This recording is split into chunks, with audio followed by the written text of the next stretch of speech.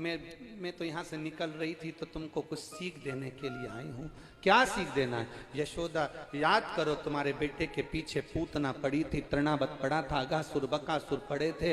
अब सुन ले, पूतना पड़ी थी जैसे पीछे, जैसे अघासुर बकासुर पड़े थे। इतने में यशोदा जी के कानों में ले जाकर तुरंत पार्वती जी ने कह दिया, मैंने सुना है इस नगर में, इस गांव में एक बाबा आया है, भयंकर रूप वाला है, कुछ भी हो जाए उसको अपने बेटे का दर्शन मत कराना, कुछ भी हो जाए।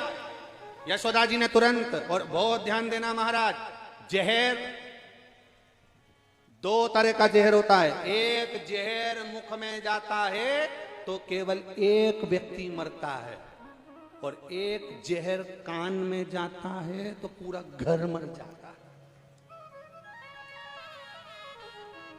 चुगली, निंदा, बुराई, ये जहर जब कान में गया तो पूरा घर बर्बाद। किसी से कहता तुम्हारी बहू बेकार, सास के कान में थोड़ा सा जहर डाल दो, तुम्हारी बहू ने ये किया, तुम्हारे बेटे ने वो करा, पूरा घर अस्त व्यस्त हो जाएगा। एक बहू के कान में कह दो तुम्हारी सास तो ऐसी है, तुम्हारे ससुर तो ऐसे हैं, तुम्हारे ननन तो ऐसी, तुम्हारे नंदोई तो ऐसे। वो कान में जो जहर गया, मुख में जहर जाएगा तो अकेला मरेगा, कान में जहर गया तो बहुत सारे मरते हैं, एक साथ पूरा परिवार चले जाता है। टूट गया परिवार, अस्त व्यस्त हो गया।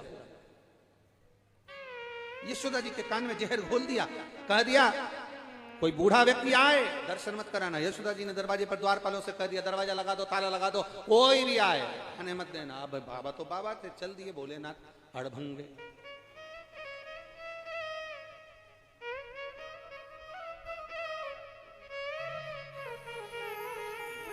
बाबा तो बाबा, भोलेनाथ भोलेनाथ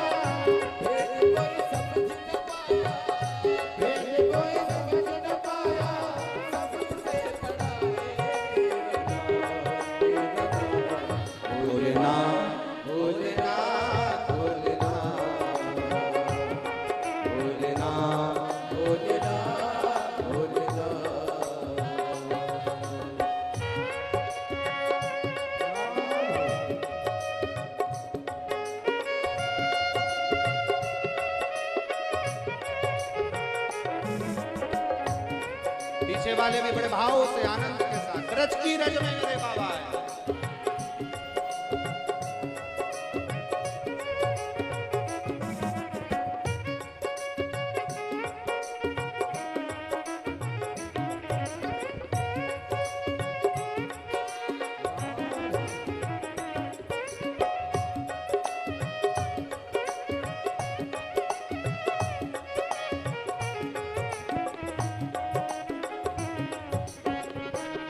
शंभो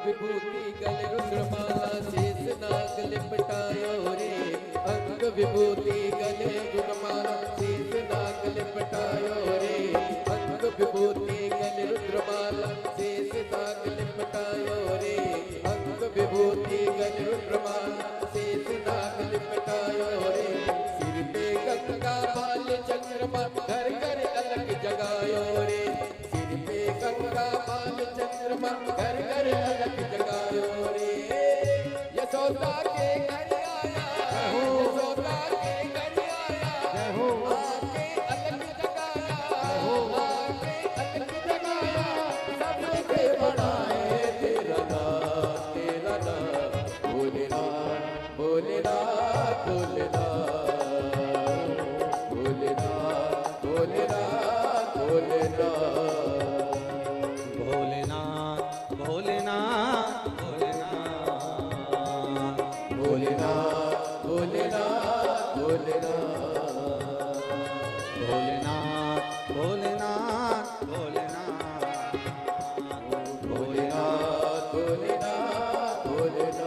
आर हार महा। अपने स्थान पर बैठकर भगवान शिव से भाव से दिल से आनंद से प्रार्थना करते। श्री शिवा नमस्तु। श्री शिवा नमस्तु। श्री शिवा नमस्तु। श्री शिवा नमस्तु। श्री शिवा नमस्तु। भोला सब दुख ओ सब दुख शिव शंकर जप तेरी माला। भोले बाबा जप तेरी माला। भोला सब दुख ओ भोला सब दुख वेश है मंगलकारी। वेश है मंगलकारी। शमशान वासी शमशान वासी ओ सब दुख ओ सब दुख। बाबा आए दरवाजे पर, दरवाजा की अलख लगाई, दरवाजा कोई ना खोले। हर हर महादेव। दोस्तों श्री शिवाय नमस्तुभ्यम। अगर वीडियो अच्छा लगा हो तो वीडियो को लाइक करें और चैनल को सब्सक्राइब करें। लाला के कानों में शब्द गया, लाला मुस्कुराए, प्रसन्न हुए ठाकुर। अब इतने में तुरंत यशोदा जी के पास खबर गई, बहुत बुजुर्ग सा कोई बाबा आया है, तन पर राख लपेटी है, पर लगता बहुत बहुत पुराना। एक पेड़ की उम्र होती है, व्यक्ति की उम्र होती है, मनुष्य की उम्र होती है, जलचर थलचर की उम्र होती है, मंदिर की उम्र होती है, पत्थर की उम्र होती है, लकड़ी की उम्र होती है, जल की उम्र होती है, सब की उम्र होती है, सारे देव की उम्र है। पर किसी पुराण में यह नहीं लिखा कि शंकर जी की उम्र कितनी। सारे देवताओं की उम्र का वर्णन लिखा, ब्रह्मा जी इतने, नारायण ऐसे, इंद्र ऐसे, वायुदेव, जलदेव, गरुण देव, वरुण देव, ये सब का वर्णन आया, पर भगवान शंकर का कहीं वर्णन नहीं आया कि शंकर जी की उम्र कितनी है। तो यशोदा जी के पास खबर गई कोई बुजुर्ग आया है, बड़ा बड़ा तेजवान है। यशोदा जी ने तुरंत कहा मैं अपने बेटे को यहाँ क्या करूँ उसके पास में जाकर। यशोदा जी इसका जाओ तो सर। यशोदा जी ने दरवाजा खोला, पूछा क्या बात है बाबा। बाबा बोले तुम्हारे लाला का नाम सुना है, दर्शन करने आया हूँ। इतने में तो यशोदा जी बस मन में कहा कितना सुंदर बाबा है, राख लपेटा, इसके चेहरे पर कितना चमक है, बस मन कर गया। ठीक है बाबा अब भी लाई। अंदर गई यशोदा जी, लाला को उठाया, लेकर चली। इतने में पार्वती जी बीच में जूड़ा ऊड़ा बांधी, सुरमा लगाई, सामने खड़ी हो गई। यशोदा रानी तुम्हें मैंने बताया था एक बुजुर्ग बाबा आया है, भयंकर है वो। यशोदा जी के भयंकर तो नहीं है पर सुंदर बहुत है, बूढ़ा भी बहुत। मेरे बेटे को आशीर्वाद देकर जाएगा। पार्वती जी ने कहा हमें क्या जाता है, ले जाओ, बाद में तुम्हारे साथ कुछ हो तो हमसे मत कहना। इतने में यशोदा जी बोली अरे एक बार तू तो देख कर आ। पार्वती जी ने कहा अब भी आती हूं देखकर। और जो पार्वती जी गई और ऊपर छज्जे में पार्वती, नीचे भोले बाबा। पार्वती जी ने जो झांका, शंकर जी ने डमरू खड़काया, जो ऊपर देखा, देखते सी शंकर जी मन में सोचे ये कहां से पहुंच गई।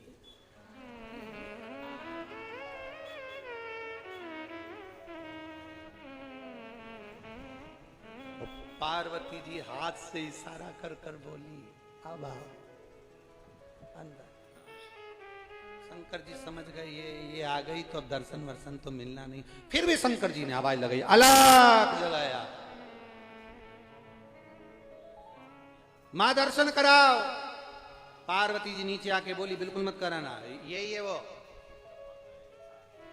ये तेरे बेटे का काल है। अब इसको क्या मालूम कि ये महाकाल है, ये तेरे बेटे का काल है। अब पार्वती जी ने कह दिया तो पार्वती जी का मन क्षुब्ध हो गया। अब कुछ भी हो जाए बेटे को नहीं दूंगी। अब भगवान को लेकर अंदर आ गई।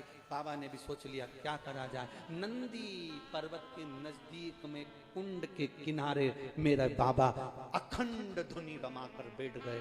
बैठ तो गए, ये जैसे जैसे धुनी तपे वैसे वैसे कन्हैया चिल्ला चिल्ला कर बिलक बिलक कर रोए। बिलक बिलक आशा लगाकर भोलेनाथ जी बैठे थे। उन्होंने भी आशा लगा ली थी अब तो मैं नहीं आऊंगा तुम आओ। आस लगाकर बाबा बैठ गए। अब बाबा बैठे तो सरी परंतु यहाँ बाबा तप करे वहां कान्हा रोए। यशोदा जी ने अपनी वो सखी से कहा, सखी वो तो सखी कहती कि मेरा बेटा तो रोए जा रहा है, ठीक ही नहीं हो रहा, करूं क्या। इतने में पार्वती जी ने ध्यान लगाकर देखा कि शिव कृष्ण के बिना नहीं रह सकते, कृष्ण शिव के बिना नहीं रह सकते। तब यशोदा जी से पार्वती जी बोली, लाला को एक बार उस बुजुर्ग बाबा से अपन झाड़ा लगवा कर लेकर आते हैं। तूने तो कहा था वो काल है।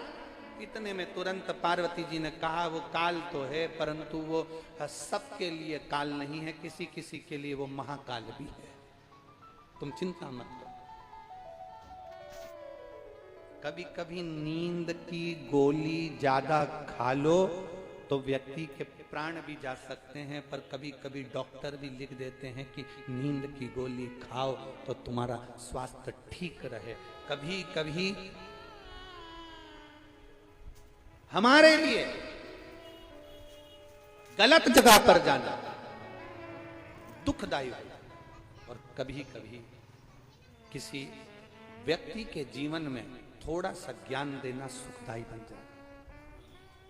सुखदायी चलो बजे। पार्वती जी तुरंत यशोदा जी से बोली। यशोदा जी ने कहा कि तुम अपन बेटे को लेकर जाएंगे और बाबा ने उसको ले लिया तो पार्वती जी मुस्कुराकर बोली, अगर तुम्हारा बेटा उस बाबा की गोद में आ गया ना यशोदा, मैं दिल से कहती हूँ जो एक बार शंकर की चौखट पर चले जाता है, शिवालय में चले जाता है, शंकर के द्वार चले जाता है, शिव महापुराण में चला जाता है, वो फिर बाबा की छत्र छाया में मरते दम तक